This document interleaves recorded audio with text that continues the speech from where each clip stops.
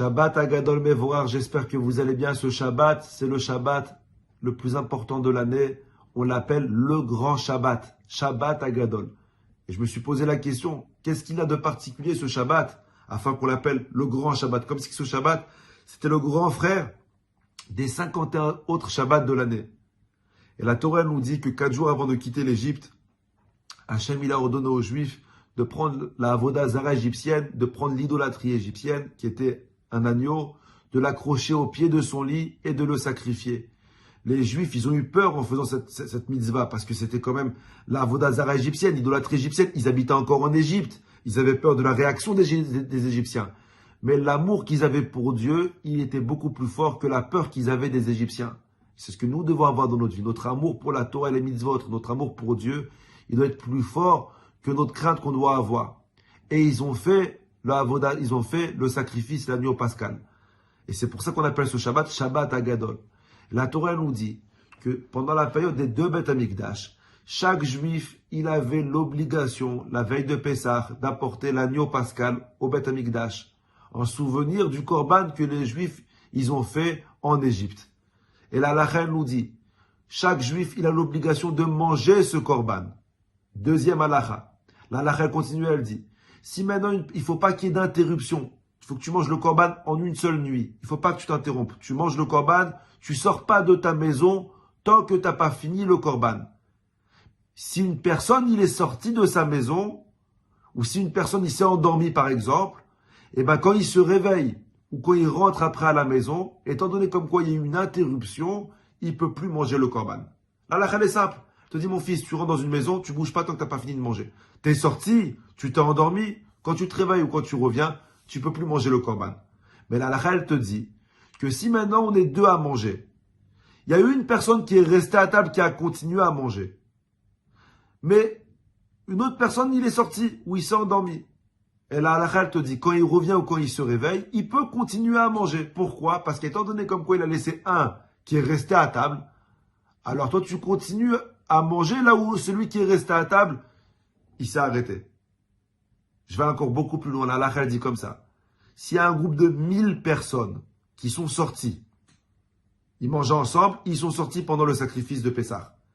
Et il y a une seule personne qui est restée à table.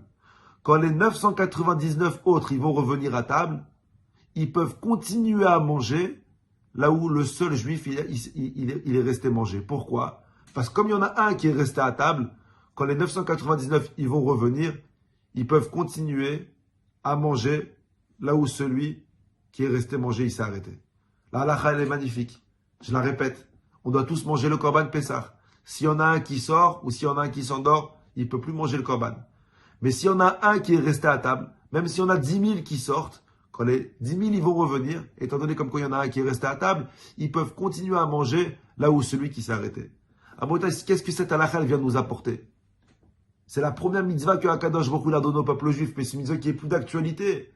Et c'est tout Shabbat Agadol sur cette mitzvah-là. Bon, elle est mignonne, mais elle est plus d'actualité. Et le rabbi de Lubavitch nous enseigne, nous dit comme quoi cette halakha, c'est la première halakha que Akadosh Baruch Hu a donnée au peuple juif, parce que c'est la halakha la plus importante qu'il peut y avoir. Pourquoi? Vous savez ce qui nous menace le plus aujourd'hui? Quel est le danger qui nous pend au nez le plus? Rabotai, c'est pas l'Iran. Le danger qu'il y a aujourd'hui, c'est pas la pression extérieure, c'est la confusion intérieure. Sur 15 millions de juifs qu'il y a sur Terre, vous savez le nombre d'assimilations qu'il y a? Le nombre d'assimilations, il est énorme. En Amérique, d'après les statistiques de cette année, en Amérique, il y a plus de 58% des juifs américains qui se sont assimilés. C'est énorme. 58% des juifs américains assimilés. En France, il y a plus de 40% des juifs assimilés. Il y a plus de 80% des juifs russes assimilés. Malheureusement, les chiffres d'assimilation, ils font extrêmement peur. Le danger qui nous guette, c'est pas la pression extérieure, c'est la confusion intérieure. Quand nous perdons nos valeurs, quand nous oublions qui nous sommes, quand on oublie notre Torah. Alors, vient la Torah nous dire, écoutez comment c'est puissant ce que je vais vous dire maintenant. Mashiach, il veut venir nous délivrer, mais Mashiach, il veut délivrer un peuple, pas des tribus. Mais comme il y a autant d'assimilation, Mashiach, il va venir délivrer qui? Écoutez ce que le rabbi dit. Le rabbi dit comme ça. On va refaire la halakha comme je vous ai dit.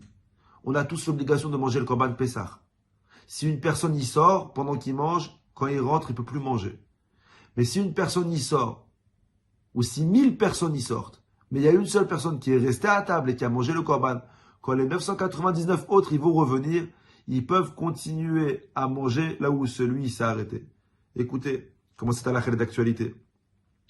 Même s'il y a 58% des juifs assimilés en Amérique, même s'il y a 40% des juifs assimilés en France, même s'il y a 70% des juifs assimilés en Pologne, s'il y a un seul juif qui reste réveillé, s'il y a un seul juif qui continue à y croire, eh bien quand tôt ou tard, ces juifs assimilés, ils vont décider de revenir à la maison. Quand tôt ou tard, ces juifs assimilés, ils vont décider de se réveiller parce que tôt ou tard, tout le monde va se réveiller.